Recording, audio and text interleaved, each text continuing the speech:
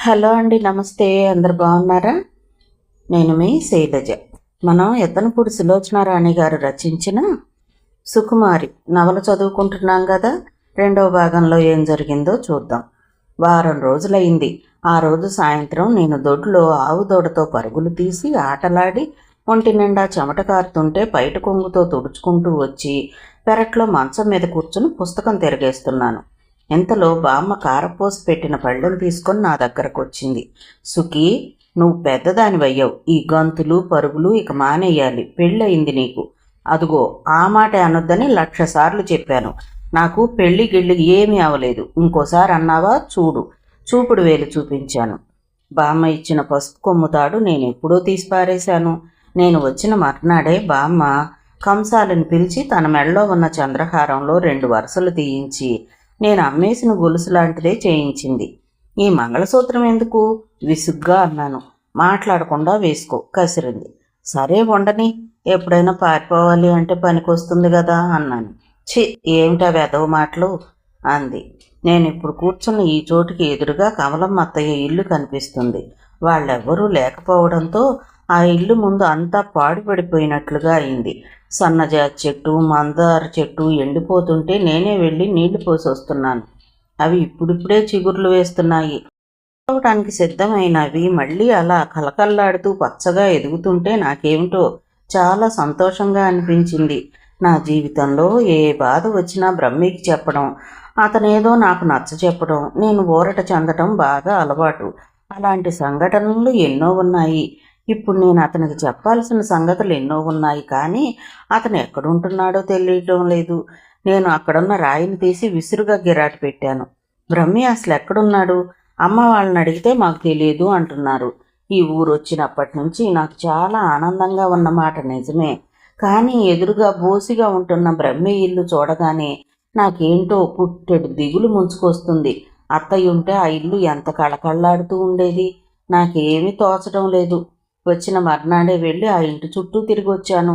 రెడ్డిగారి తోటకు వెళ్ళి జామ చెట్టు ఎక్కి కాయలు కోసుకుని తిన్నాను.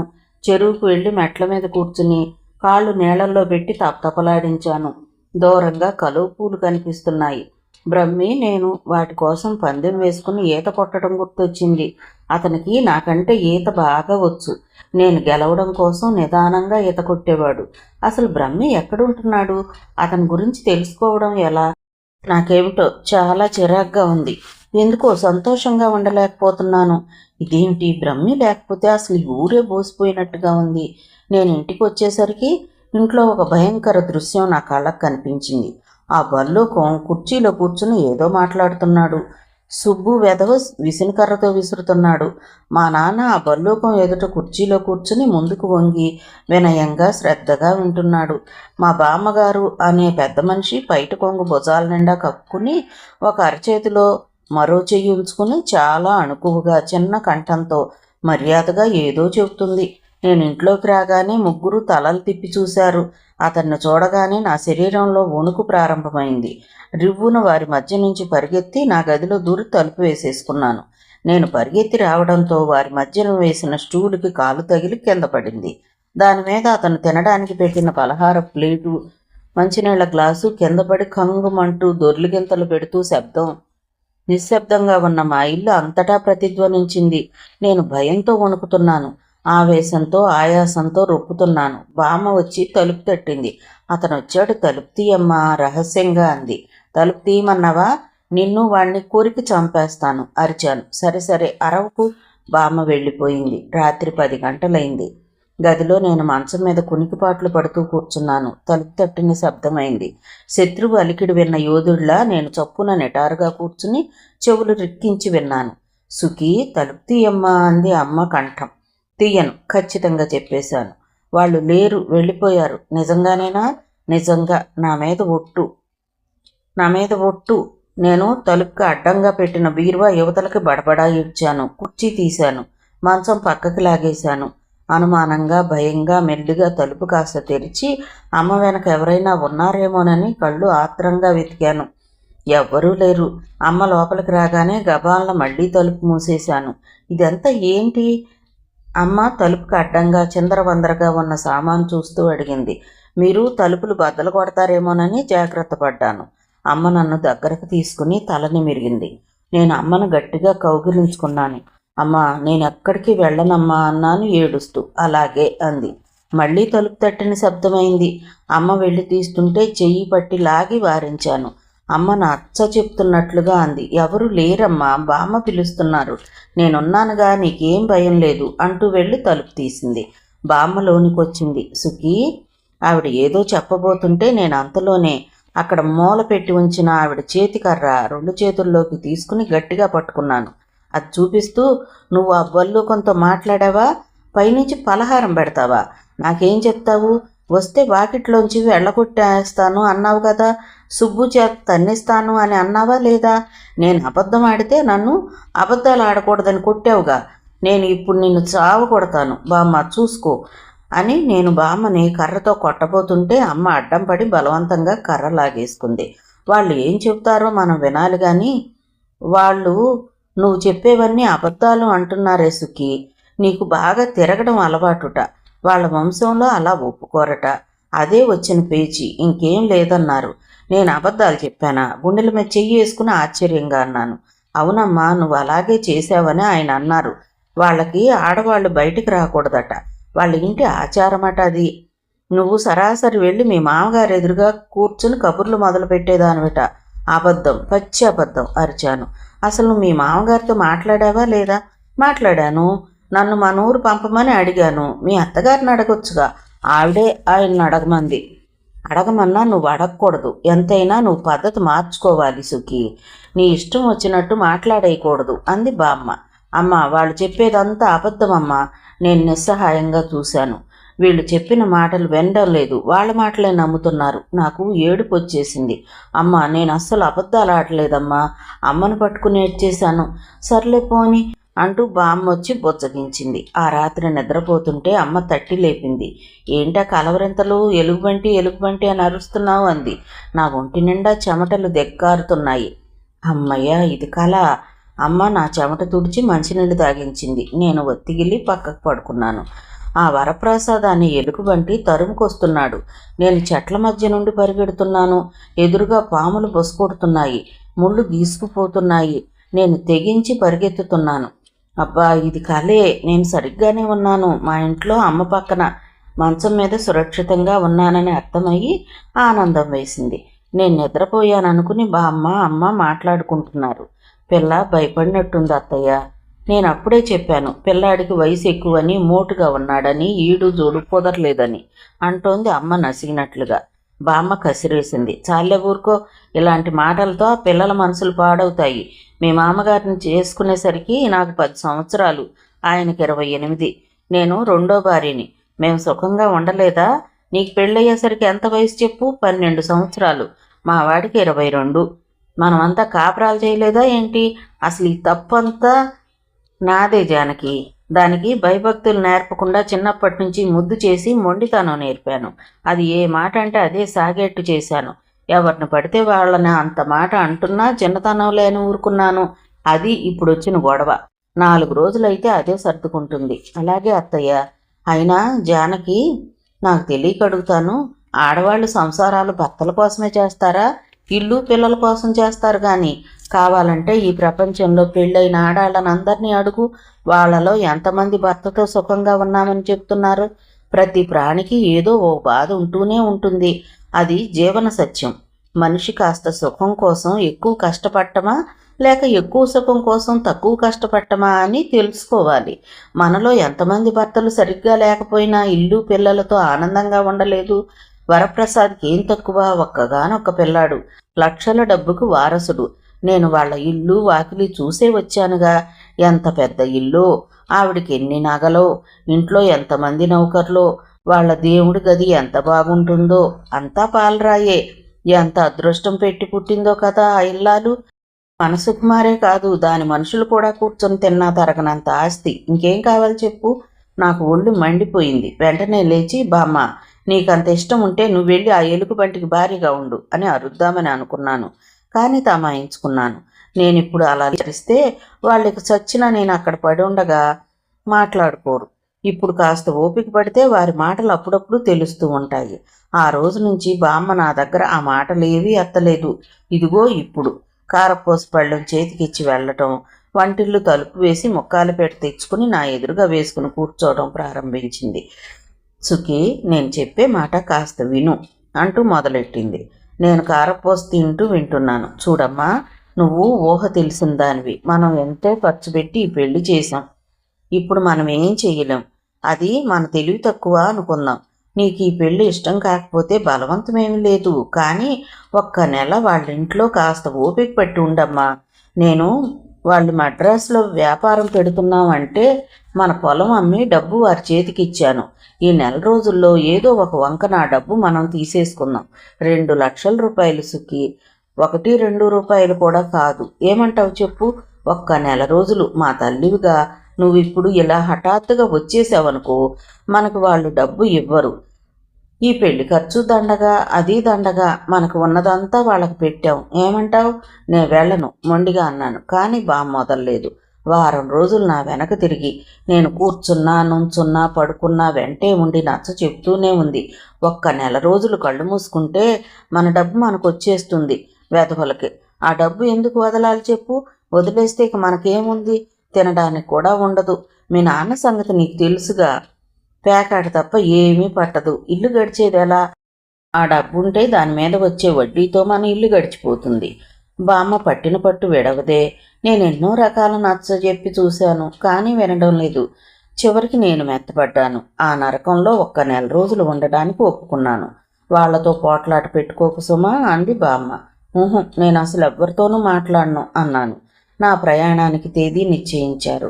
బామ్మే స్వయంగా నన్ను తీసుకువెళ్ళి దింపుతుందట. బామ్మ నన్ను వెంట పెట్టుకుని తీసుకువచ్చి మళ్ళీ ఈ అత్తవారింట్లో దింపింది. నాకు ఈ ఇంట్లో అడుగు పెడుతుంటే మళ్ళీ నా గుండెలు మోకాళ్ళ కిందికి జారిపోయినట్లే ఉంది.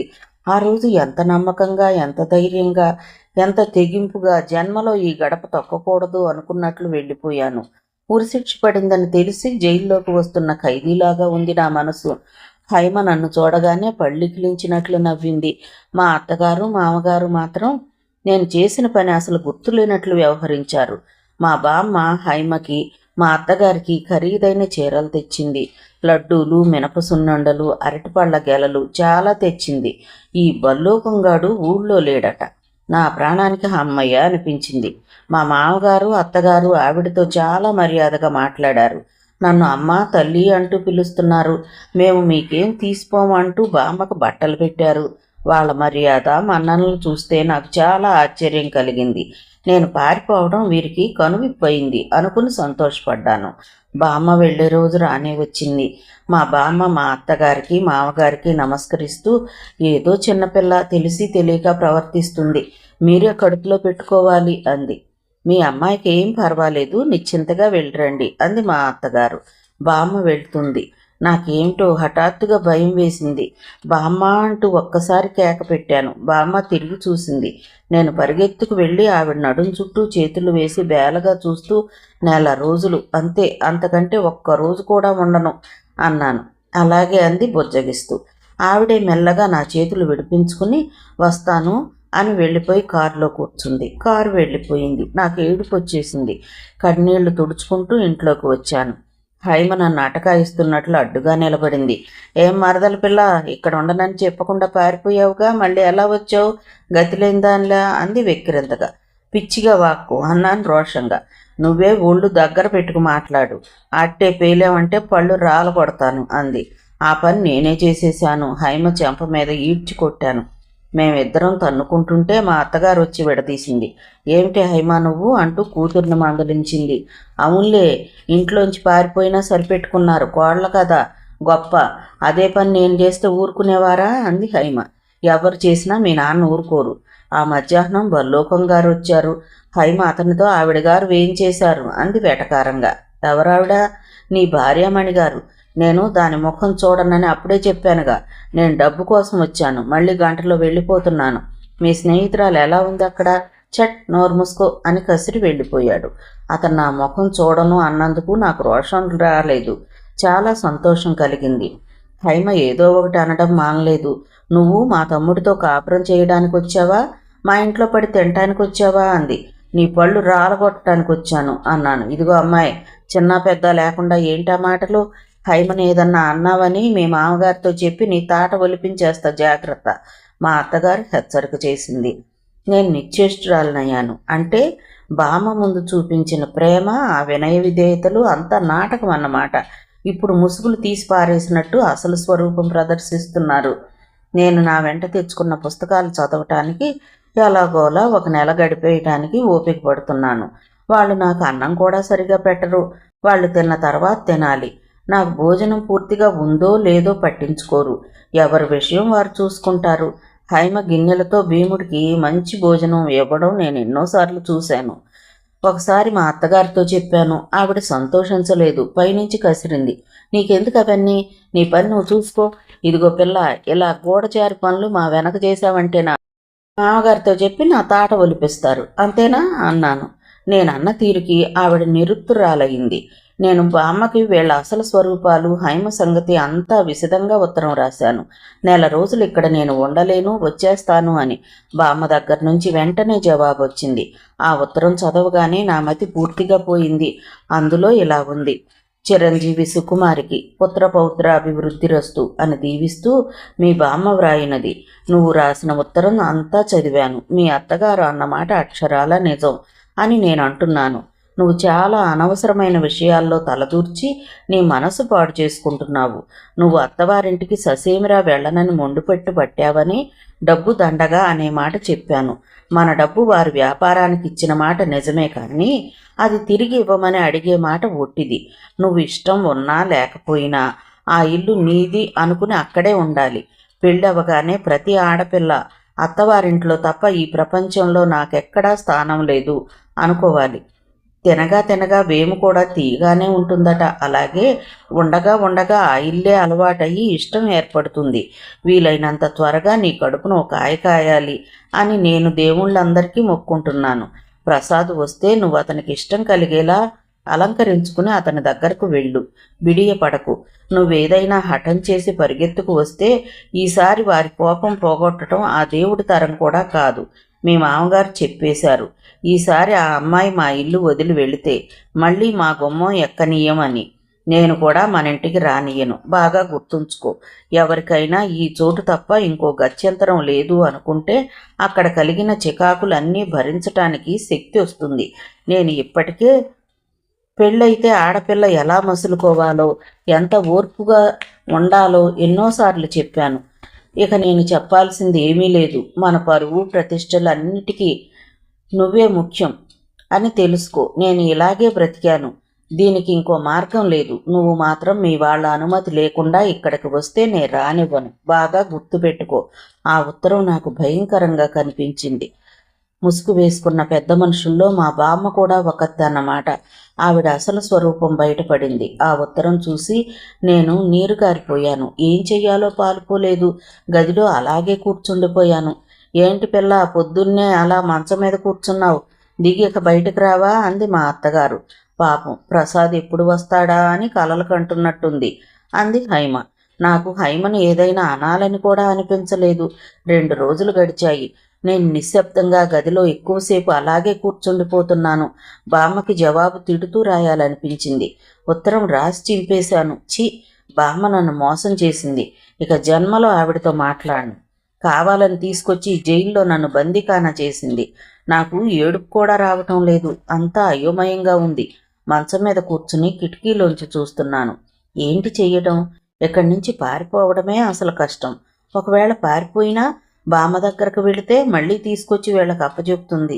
నాకు బ్రహ్మి గుర్తుకొచ్చాడు. అతను ఎక్కడ ఉన్నాడో కదా.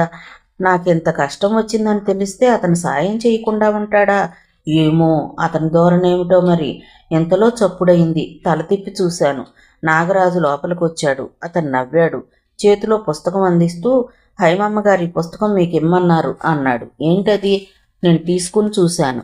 అది స్త్రీ పురుషులిద్దరూ వివిధ భంగిమల్లో రతిక్రీడ జరుపుతున్న ఫోటోలున్న పుస్తకం. అది నాకు చూస్తే వాంతి వచ్చినట్లయింది. ఛీ, నేను విసిరి కొట్టాను. ఏంటిది, నేనేం అడగలేదే అన్నాను కోపంగా. నాగరాజు దగ్గరగా వచ్చాడు. అంత కోపం ఎందుకు? అసలైనా కోపంగా ఉంటే మా చెడ్డ అందంగా ఉంటారులేండి. నాకు వాడి ధోరణి వెకిలిగా అనిపించింది. బయటకు నడు అన్నాను. భయమేమి వద్దు, మీ అత్తగారు సోమలార్ దగ్గరికి వెళ్ళారు. నాకు వాడి చొరవేంటో అర్థమైంది. గదిలో నుంచి బయటకు పారిపోతుంటే అడ్డంగా వెళ్ళి తలుపులు బంధించాడు. నేను అది చూడగానే హైమా, అత్తయ్య, తాయారు అని కంఠం చించుకుని అరవసాగాను. వాడిని విడిపించుకోవడం కష్టంగానే ఉంది. నాకు భయం వేస్తుంది, ఏడుపు వచ్చేస్తుంది. ఇది నేను అసలు ఊహించని ప్రమాదం. ఊహించుంటే ఏదైనా జాగ్రత్త పడేదాన్ని. ఎప్పుడైనా నువ్వు నా దగ్గరకు రావాల్సిన దానివే. హైమం చూడు ఎంత సుఖంగా ఉందో. నువ్వు వచ్చినప్పటి నుంచి నాకు నిద్ర పట్టడం లేదు. ఛీ, వదులు వదులు, వాడి చేతి మీద కరిచాను. ఇంతలో గది తలుపులు దడదడలాడ్డాయి. హైమ అంది. నాగరాజు, అమ్మొస్తుంది, నిన్ను చంపేస్తుంది. హైమ పరిగెత్తిన శబ్దమైంది. హైమ మాటలు వినగానే వాడు నన్ను వదిలేశాడు. నేను వెళ్ళి తలుపు తీయబోతుంటే వాడు చెయ్యి పట్టి లాగి ఆపేశాడు. హైమ, సుకుమారి, ఎక్కడ చచ్చారా మీరు? మా అత్తగారు తలుపు తడుతూ పిలుస్తుంది. నాగరాజు నిదానంగా వెళ్ళి తలుపు తీశాడు. మా అత్తగారు నోరు తెరిచి చూస్తుంటే చూడనట్టే వెళ్ళిపోయాడు. అత్తయ్య అంటూ నేను ఆవిడ్ని కౌగిలించుకుని బావురమన్నాను. వాడు చూడు ఎలా వచ్చాడో, ఏడుస్తూనే చెప్పాను. ఇంతలో హైమ అక్కడికి వచ్చింది. అంతా అబద్ధమమ్మా. వాడి వైపు ఈవిడిగారు దొంగచూపులు చూడటం నేను చాలాసార్లు చూశాను అంది. సాయంత్రమైంది. మామగారితో అత్తగారు ఈ సంగతి చెప్పినట్టుగా ఉంది. ఆయన హైమని మొదట పిలిచాడు. ఆ తర్వాత నా దగ్గరకు వచ్చాడు. ఏమే పిలిచాడు. పుస్తకం అల్మరాలో పెడుతున్న నేను దిగ్గున తిరిగి చూశాను. ఆయన లోపలికి వచ్చాడు. కళ్ళు నిప్పులు గక్కుతున్నాయి. చేతిలో బెల్ట్ ఉంది. నేను భయంగా నమ్మలేనట్లుగా కళ్ళు పెద్దవి చేసి చూస్తుండగానే ఆ బెల్ట్ వచ్చి ఫెడేల్మని నా వీపుకి తగిలింది. నేను కింద పడ్డాను. నేను ఏం జరుగుతుందో తెలుసుకునే లోపలే ఆ బెల్ట్ విసురుగా వచ్చి ఎడా పెడా నా పొట్ట మీద, ముఖం మీద ఒక చోట అని లేకుండా ఇష్టం వచ్చినట్టు తగులుతుంది. నేను నేలకు అంటుకుపోయాను. నాకు స్పృహ తప్పిపోయింది. మెలకు వచ్చేసరికి నా శరీరం మంచానికి కట్టేసింది. మొదట ఎందుకు లేవలేకపోతున్నానో నాకు అర్థం కాలేదు. తర్వాత అర్థమైంది. గదిలో లైట్ కూడా లేదు. చీకటి గదిలో మంచానికి కట్టేసి నన్ను బంధించి ఉంచారు వీళ్ళు. దాహంతో నాలుక పెడచకట్టుకుపోతుంది. ఒళ్ళంతా పచ్చి పుండులా ఉంది. నాకు పెద్ద పెట్టున ఏడుపు వచ్చేసింది. ఏడ్చి అలసిపోయి మూలుగుతూ ఉండిపోయాను. నాకు హఠాత్తుగా మా బామ్మ అమ్మా నాన్న అన్న విపరీతమైన అసహ్యం కలగసాగింది. నా ఈ పరిస్థితి కారణం వాళ్లేగా. మా అమ్మాయికి పెళ్లి చేస్తున్నామని ఊరంతా గొప్ప చెప్పుకోవడానికి డబ్బు తగలబెట్టి నన్ను ఈ నరకంలో పడేశారు. మా వియ్యాల వారిల్లు ఇంత పెద్దది, అంత పెద్దది అంటూ మా బామ్మ వచ్చిన వారందరికీ చెప్పుకుంటుంది. చిచ్చి, బామ్మ కనిపిస్తే పీక పిసికి తల గోడకేసి బద్దలు కొట్టి చంపేస్తా. అసలు ఆ క్షణంలో మా బామ్మ మీదనే కాదు, ఈ ప్రపంచంలో అందరి మీద అసహ్యం, ఏవగింపు కలిగాయి. ఏం ప్రపంచం ఇది? ఒక ఆడపిల్లకి పెళ్లి పేరిట ఇన్ని కష్టాలా? అత్తవారిల్లా ఇది? నరక కోపం ఇది. 4 రోజులు నన్ను వాళ్ళు నానాహింసలు పెట్టి తర్వాత వదిలేశారు. నాలో ఆలోచన జ్ఞానం నశించిపోయింది. భయం, ఒకటే భయం. ఏమంటే ఎక్కడ బెల్టుతో బాదుతారో, మంచానికి కట్టేసి విప్పరో అని వణుకు. మా మామగారి మాట వింటే చాలు కాళ్ళు వణికిపోయాయి. గుండె దడదడలాడేది. ఇటు వస్తే అటు పారిపోయేదాన్ని. నాగరాజు ఎక్కడంటే అక్కడ ఎదురుగా వచ్చి ఢీ కొట్టేవాడు. కానీ నేనేమనలేదు. చీకటి చాటును చెయ్యి పుచ్చుకుని లాగాడు. అటు ఎవరో వస్తుంటే వదిలేసి వెళ్ళిపోయాడు. నేనేమీ అనలేదు, ఎవ్వరికీ చెప్పలేదు. నా ఈ నిస్సహాయ స్థితి, బలవంతంగా కోపం దిగమింగటం, ఏం జరగనట్టు ఊరుకోవడం నా మనసును మాత్రం రంపపు కోత కోస్తుంది. బామ్మని ఆలోచనల్లో కూడా రానివ్వడం లేదు నేను. బామ్మ ఏం రాసింది? ఈ ప్రపంచంలో ఈ ఇల్లు తప్ప ఇంకో చోటు లేదన్నది. బ్రతకమంది. అంటే ఆడపిల్లకు పెళ్ళైతే ఈ ప్రపంచంలో ఎక్కడా ఎవరు చోటివ్వరా? ఆ భర్త చూడకపోయినా, ఆ ఇల్లు నరకమైనా, వారు చావు కొట్టినా అక్కడే పడి ఉండాలా? పడి ఉండాలి అని బామ్మ సిద్ధాంతం. ఎందుకు పడి ఉండాలి అని నా మనసు ఎదురు తిరుగుతుంది. ఎప్పుడూ విదిలింపులు, అదిలింపులు, అసే ఒసే అని ఏసడింపులు. నా మనసు కృంగిపోతుంది. ఒక్కటంటే ఒక్క మాట తీయగా, ఆప్యాయంగా మాట్లాడే వారి కోసం తప్పించిపోతున్నాను నేను. ఈ ప్రపంచంలో నేనంటే ఎవ్వరికీ ఇష్టం లేదా? ఒక్కరైనా నా గురించి ఆదుర్దా పడరా? ఒక్కరైనా నా మనసు అర్థం చేసుకోరా అనిపించసాగింది. రోజు మధ్యాహ్నం అత్తగారు ఎవరో భోజనాలకు వస్తున్నారని సందడిగా వంట చేయిస్తుంది. వరప్రసాద్ పెంతండ్రి కొడుకు అతని స్నేహితులని ఈ ఊరి పొలాలు కొనడానికి తీసుకువస్తున్నాడట. ఉదయం నుంచి మబ్బు పట్టి గాలి బాగా వీస్తుంది. నేను అలవాటుగా ఎవరైనా వస్తే నా గది గడప దాటి రానట్టే ఆ గదిలో కూర్చున్నాను. మధ్యాహ్నం భోజనానికి వచ్చారు. భారీగా విందయింది. నవ్వులు కబుర్లతో సందడిగా ఉందా సాయంత్రం. నేను అప్పుడే భోజనం చేసి వస్తున్నాను. పెరట్లో ఉన్న ఆ గాజు ప్లేట్లు తుడిచి లోపలికి తీసుకురా అత్తగారు పురమాయించింది. నేను వెళ్ళి అరుగు మీద ఉన్న అవన్నీ చేతిగుడ్డతో తుడుస్తున్నాను. వాకిట్లో ఎక్కడో వారి కబుర్లు వినిపిస్తున్నాయి. ఆకాశంలో మబ్బులు గుమిగూడుతున్నాయి. ఒకటి అరా చినుకులు రాలుతున్నాయి. వాన వచ్చేట్లుంది. అత్తగారు అలసిపోయింది కాబోలు పడుకుంది. నేను ఈ ఇంటి నుంచి ఈ జన్మలో బయటపడలేను. ఇలా ప్లేట్లు తుడుస్తూ గిన్నెలు సర్దుతూనే ముసల్దాన్ని అయిపోతానేమో అనే భయం వేయసాగింది. ఏం చెయ్యను? నాకు పారిపోవాలనే ఉంది, కానీ మార్గం దొరకటం లేదు. పారిపోవడం అంటూ జరిగితే మళ్ళీ వీళ్ళ చేతికి దొరకకూడదు. దొరికితే ఈసారి ఇంకా ఎన్ని చిత్రహింసలు పెడతారో ఆ ఊహకే నా శరీరం జల్దరించింది. పారిపోయి మళ్ళీ దొరికే కంటే అసలు పారిపోకుండా ఇలా ఉండిపోవడమే నయం. ఇంతలో వెనక నుంచి సుకుమారి అని వినిపించింది. నేను తిరిగి చూడలేదు. అప్పుడప్పుడు నాకు ఇలాగే ఎవరో పిలుస్తున్నట్టుంటుంది, కానీ ఎవరూ ఉండరు. సుకుమారి మళ్ళీ వినిపించింది. అనుమానంగా తిరిగి చూశాను. ఎవ్వరూ ఉండరు. ఇది నా ఆలాపన అని తల తిప్పేసుకోబోతున్న దాన్ని ఆగిపోయాను. బాగున్నావా? ఎదురుగా బ్రహ్మి నిలబడి అడుగుతున్నాడు. ఇదేమిటి బ్రహ్మి ఇక్కడ? ఇదెలా సాధ్యం? కళ్ళప్పగించి చూస్తున్నాను. అదేమిటి అలా చూస్తావు? నన్ను గుర్తుపట్టలేదా? నవ్వుతూ అడుగుతున్నాడు. ఇదేమిటి? నేను దిగ్గును లేచి నుంచున్నాను. నా పేరు బ్రహ్మి.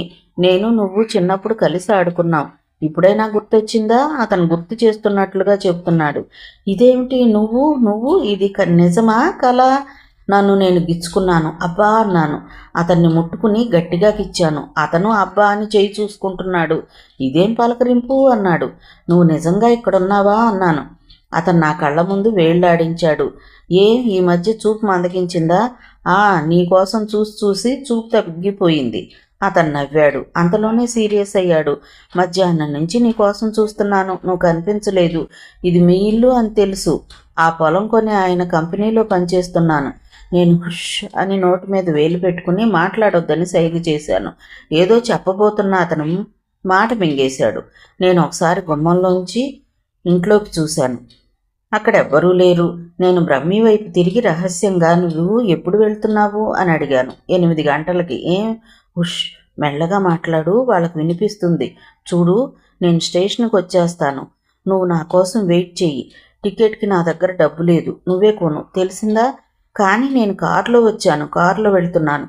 అదంతా నాకు తెలీదు. నేను స్టేషన్కి వస్తాను, నువ్వు వెయిట్ చెయ్యి. నాకు కూడా టికెట్ కొను. రాత్రి 10 గంటలకి ట్రైన్ ఉంది. చూడు, నాతో ఏం మాట్లాడకు. మాట్లాడినట్టు తెలిస్తే నిన్ను వాళ్ళు చంపేస్తారు. వీళ్ళు మంచివాళ్ళు కాదు.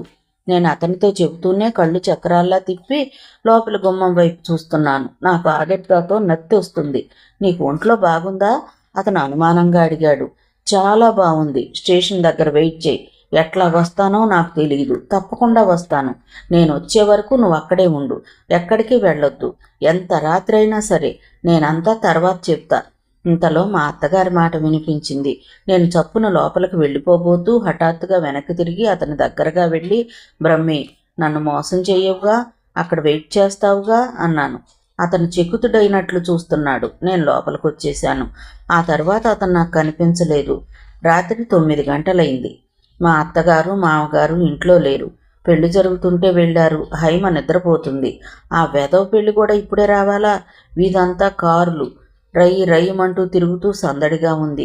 నేను పెరటి గుమ్మం తలుపు తీసుకుని బయటకు వచ్చాను. వాన మొదలైంది. వీధి వైపు అస్సలు లాభం లేదు. నన్ను ఎవరైనా చూడొచ్చు. నాకేం పాలుపోవడం లేదు. పెరటి గోడ ఎక్కి బయట కురికాను. అక్కడంతా చీకటి. అంతగా ఇళ్ళు లేవు. దూరంగా హై స్కూల్ ఉంది. రాత్రి కాబట్టి ఎవరూ లేరు. నేను పరిగెత్తసాగాను. ఈ వెధవ వాన ఒకటి. ముఖం నిండా నీళ్లు. బట్టలు తడిసిపోయాయి. వెళితే నేను స్టేషన్కు దూరంగా వెళ్ళిపోతున్నాను. ఏం చేయడం? అటువైపుకు వెళ్ళాలంటే మధ్య సరుకుల పడవలు వెళ్లే పెద్ద కాలువ అడ్డుగా ఉంది. ఇక్కడి నుంచి ఈ కాలువ దాటితే స్టేషన్ని సులభంగా చేరుకోవచ్చు. ఆయాసపడుతూ ఒక్క క్షణం అక్కడ ఉన్న చెట్టును పట్టుకుని ఆగాను. ఉరుములు మెరుపులు ఎక్కువయ్యాయి. వానజల్లు బాగానే వస్తుంది. నా కర్మ కాకపోతే పొద్దుటి నుంచి బెదిరించిన వాన ఇప్పుడే రావాలా? అవతల దూరంగా మిణుకు మిణుకుమంటూ రైలు స్టేషన్లో లైట్లు కనిపించాయి. దూరంగా రైలు కోత వినిపించింది. నా మనసు ఆలోచించడం మానేసింది. శరీరం తోచిన విధంగా చేసేస్తోంది. ఈ పూట నేను చావటమో బతకటమో తేలిపోవాలి. ఈ ఇంట్లోంచి బయటపడ్డాను. ఈ స్వతంత్రం దక్కించుకోవాలి. ఈ స్వేచ్ఛ, ఈ ఆనందం నాకు కొండంత బలం, తెగింపుని ఇస్తున్నాయి. చెట్టు పట్టుకుని నిలబడిన నేను ఒక్క క్షణం సందేహించాను. వెంటనే దాన్ని అవతలకి తోసేసి చీర విప్పి నదిలో గిరాటు కొట్టాను. లంగా కాళ్ల మధ్య నుంచి వెనక్కి లాక్కుని నదిలో కురికేశాను. ఒక్కసారి చల్లటి నీళ్లు తగలగానే శరీరం అంతా జివ్వుమని లాగింది. ఈతను మర్చిపోయినట్టు బుడుంగుమన మునగబోయాను. అంతలోనే తేలాను. కంగారుగా బుర్రంతా అయోమయంగా అయ్యి ఎటు వెళ్లాలో తెలియక అక్కడే చక్కర్లు కొట్టాను. ఈత కొడుతుంటే ఆ నీళ్ల చప్పుడికి నాకే భయం వేసింది. ఈ శబ్దం పెళ్లిలో ఉన్న మా మామగారికి వినిపిస్తుందా? వానజల్లు పూసల తోరణంలాగా రాలుతుంటే దూరంగా స్టేషన్ కనిపిస్తుంది. అది నా గమ్యం. నా స్వేచ్ఛకి, ఆనందానికి సంకేతం. ఎలాగైనా సరే అవతల ఒడ్డునున్న ఆ లైట్లున్న చోటికి, ఆ స్టేషన్కి నేను చేరుకోవాలి. రాత్రి, చలి, వాన, ఈదురు గాలి అవేం నేను లక్ష్య పెట్టలేదు. ఈ చల్లటి నీళ్లల్లో రాత్రివేళ అలా ఈదడం నాకే భయం అనిపించడం లేదు. ఎందుకంటే ఒక మహా భయంకరమైన నరకంలోంచి బయటపడుతున్నాను. అందులో నుంచి బయటపడటానికి ఈ కాలువ ఈదడం కాదు, కొండ ఎక్కి అక్కడి నుంచి దూకమన్నా దూకుతాను. నేను బారలు వేస్తూ ఈదుతున్నాను. ఇందుకేనేమో భవిష్యత్తులో ఈ ఆపదకి తోడుపడుతుందేనేమో బ్రహ్మే నాకు ఈత నేర్పాడు. అవతలి ఒడ్డు దగ్గరకు వస్తున్న కొద్దీ నా గొంతులో ఆ అని నిట్టూర్పులతో కూడిన కేకలు బయటకు వస్తున్నాయి. నేను ఎలాగైతేనేం ఈ ఒడ్డుకు వచ్చేశాను. వానకి నానిన మట్టిలో కాళ్ళు జారిపోతుంటే పడుతూ లేస్తూ కాళ్ళు నిలదొక్కుంటూ నన్ను నేను నిలవరించుకుంటూ నాకు నేను ధైర్యం చెప్పుకుంటూ లంగా కిందికి దించి గట్టుకొచ్చి స్టేషన్కి పరిగెత్తుకొచ్చాను. అక్కడ బ్రహ్మి సిమెంట్ బెంచీ మీద కూర్చుని ఉన్నాడు. అదిగో లైట్ ఎల్తుట్లో కనిపిస్తున్నాడు. నేను అక్కడికి పరిగెత్తి అతను ఎదురుగా నిలబడి బ్రహ్మి అన్నాను. తలెత్తి చూసిన అతను లంగా జాకెట్టుతో నీళ్లు గారుతూ తడి ఒంటితో ఎదురుగా నిలబడిన నన్ను చూసి కళ్ళు పెద్దవి చేశాడు. నేను లంగా నీళ్లు గట్టిగా పిండేశాను. ఇదేమిటి? లేస్తూ అయోమయంగా చూస్తూ అన్నాడు. నేను ఇంట్లోంచి పారిపోయి వచ్చాను. కాలు ఈది దాటి వచ్చాను. టికెట్లు కొన్నావా? అతను చేసిన మొదటి పని వెంటనే తన బ్యాగ్ తెరిచి అందులో ఉన్న దుప్పటి తీసి కప్పేశాడు. తువాలు తీసి తల మీద నుంచి వేళ్లాడి తీశాడు. నేను దుప్పటి, తువాలు చేతులతో పట్టుకున్నాను. రైలు అప్పటికే ప్లాట్ఫామ్ మీద నిలబడి ఉంది. టికెట్లు కొన్నావా? అరిచాను. అతను తల ఊపాడు. ఎవరైనా వస్తారేమో పదా అన్నాను. అతను నా చెయ్యి పట్టుకుని కింద పెట్టిన బ్యాగ్ అందుకున్నాడు. ఇద్దరం రైలు పెట్టి వైపు పరిగెత్తాం. రైలు కదులుతోంది. మా అదృష్టం, రైలు పెద్ద రద్దీగా లేదు. బ్రహ్మి నన్ను పడుకోమని నా మెడ నుంచి కాళ్ల వరకు ఇంకో దుప్పటి కప్పాడు. నా పక్కనే కూర్చున్నాడు. నేను ముడుచుకుపోయి అతని నడుం చుట్టూ చెయ్యి వేసి ఇంకో చేత్తో అతని చేతులు గట్టిగా పట్టుకున్నాను. లోపల తడిబట్టలేమో పళ్ళు చలికి టకటకలాడుతున్నాయి. ఇదేమిటి చలా? ఎదురుగా కూర్చున్న ఒక ముసలాయన అడిగాడు. అవును, చలి, జ్వరం అన్నాడు బ్రహ్మి దుప్పటి ఎక్కడా జారిపోనీయకుండా కాళ్ల దగ్గర బిగిస్తూ. రైలు వెళుతుంది. నేను ఎన్నాళ్ళు ఉన్న నరకం నుంచి దూరంగా, స్వేచ్ఛకి, ఆనందానికి దగ్గరగా నన్ను మోసుకు వెళ్తుందని పాపం దానికి తెలియదుగా. బ్రహ్మి మధ్య మధ్య నా నుదురు మీద చెయ్యి వేసి చూస్తున్నాడు. ఏమీ జరగనట్టు అతను. ఎదుట కూర్చున్న ముసలాయన మాట్లాడే రాజకీయాలు కొడుతూ వింటున్నాడు. నాకు పగలబడి నవ్వాలన్నంత ఆనందంగా ఉంది. ఈ రైలంతా తిరుగుతూ డాన్స్ చేయాలనిపిస్తుంది. అంతలోనే ఏడుపు వచ్చేసింది. నేను అసలు ఇంత ఆనందంగా ఉండి ఎన్ని యుగాలు అయినట్లుగా ఉంది. నేను అతని చెయ్యి గట్టిగా పట్టుకుని లేవబోయి ఆవేశంగా, బ్రహ్మి, నేను నీ దగ్గర నుంచి ఎక్కడికి వెళ్ళను, జన్మలో వెళ్ళను. ఎవ్వరు వచ్చినా నన్ను పంపవుగా? ఏడుస్తూ అడిగాను. ఎక్కడికి పంపనులే, పడుకో. నా తల అదింపెట్టి పడుకోబెట్టాడు. ఆ ముసలాయన మాట్లాడడం ఆపేసి ఆశ్చర్యంగా అడిగాడు. అదేమిటి అలా అంటుందేమిటి? జ్వరం, కలవరింతలండి అని అన్నాడు బ్రహ్మి. అతని స్వరంలో ఏమాత్రం తొట్టుపాటు లేదు. కొద్దిసేపటికి వేరే స్టేషన్ వచ్చింది. ఆ ముసలాయన దిగి వెళ్ళిపోయాడు. బ్రహ్మి బ్యాగ్ నుంచి లుంగి షర్టు తీసిచ్చాడు. వెళ్ళి ఇవి మార్చుకునిరా అన్నాడు. నేనా అన్నాను. ఏం పర్వాలేదు, దుప్పటి కప్పుకుంటే కనిపించవు. తడిబట్టలతో ఉంటే ఏ జ్వరమో రావచ్చు, వెళ్ళు. నేను సందేహిస్తుంటే అతను బతిమాలుతున్నట్టు చూశాడు. వెళ్ళమ్మా, మంచిదానివిగా. అతను అలా ఆత్మీయంగా మాట్లాడుతుంటే నాకు ఆ నిమిషంలో అతని ఒడిలో పడిపోయి బోరుని ఏడవాలనిపించింది. ఒక్కరూ ఆత్మీయంగా మాట్లాడే వారి కోసం నా మనసు ఎంత తప్పించిపోయిందో నాకు ఆ నిమిషంలో అర్థమైంది. వెళ్ళి బట్టలు మార్చుకుని వచ్చాను. షర్టు పొడుగ్గా ఉంటే మోచేతుల దగ్గర ముడుచుకున్నాను. దుప్పటి నిండా కప్పుకుని వచ్చి కూర్చున్నాను. పొడి బట్టలు కట్టుకుంటే ఎంతో హాయిగా ఉంది. మళ్ళీ స్టేషన్లో ఎవరో ఆడవాళ్ళు ఎక్కారు. రైలు ఊయల్లాగా ఊగుతుంటే నా కళ్ళ మీదకి నిద్ర ముంచుకురాసాగింది. నేను ఎన్నాళ్ల నుండో రాత్రివేళ సరిగ్గా నిద్రపోవడం లేదు. నా మనసంతా దిగులు, ఒకటే వ్యధ, భయం, ఒంటరితనం. అనుక్షణం ఆ నరకం ఎలా తప్పించుకుంటానా అనే వేదన. బుర్ర మహాచురుగ్గా రాత్రింబవళ్ళు పనిచేస్తూ ఉండేది. బ్రహ్మి పక్కన కూర్చుంటే చాలా హాయిగా ఉంది. ఈ హాయి కోసమే నేను తప్పించాను. అతని చెయ్యి అందుకుని నా 2 చేతులతో గట్టిగా పట్టుకున్నాను. నిద్రొస్తుందా? నిద్రపో అన్నాడు. నేను తల అతని భుజానికి ఆనించాను. నేను ఆ వానలో నది ఈది రావడం నిజమేనా అని నాకే ఆశ్చర్యంగా అనిపించసాగింది. అంత కష్టానికి తెగించాను కాబట్టే ఈ నిశ్చింత, ఈ ఆశ్రయం దొరికాయి. అవతల ఒడ్డున ఆనందం అనేది తప్పకుండా దొరుకుతుంది అని నమ్మకంగా తెలిస్తే నేనే కాదు, ఏ ఆడపిల్లైనా ఎంత కష్టమైనా భరించడానికి సిద్ధమవుతుందేమో. తల అతని భుజానికి ఆనించగానే నిద్రొచ్చేసింది.